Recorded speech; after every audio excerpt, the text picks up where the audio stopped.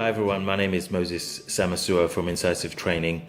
I just wanted to talk about a subject that came up in my last training session, which was in relation to when staff are escorting a service user off the premises, so it could be a ward or a unit or a care home, and they get into a situation where that service user doesn't want to come back to their unit or hospital.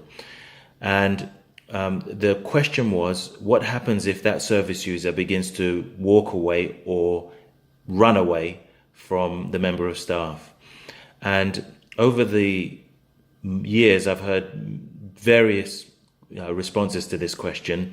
But I think the main things to think about, first of all, are, do you know what your local policy guidelines say? By local policy, I mean wherever you're working, they are going to have, hopefully, will have a written guideline of what to do, who to contact in those kinds of situations. So it's very useful to understand and know what they're doing. The second issue that you need to consider is that of if the person starts running, should you chase them? And some people have said yes, some people have said no.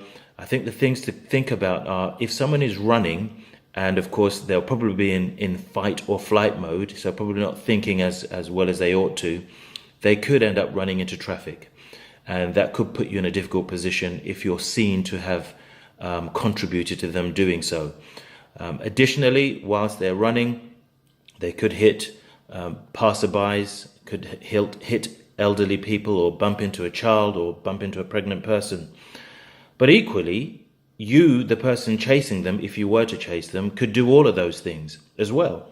So remember, the issue is when you're outside in the community escorting service users, the health and safety of yourself is important, the health and safety of the service user is important, and the health and safety of the community at large. So you want to be careful not to do something that increases the risks that are already there.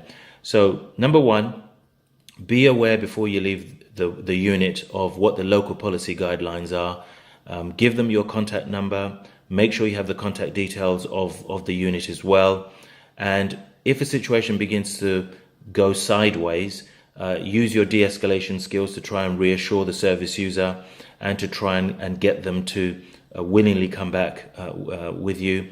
But if they start walking away, start running away, always think of safety. If you're going to follow, make sure you're doing so at a safe distance. If the situation gets risky and beyond what you can safely manage, then make sure that you're in touch with the unit that you've come from, and if needs be, get in touch with emergency services. Moses here from Incisive Training. Always feel free to contact me if you need me. Thanks very much.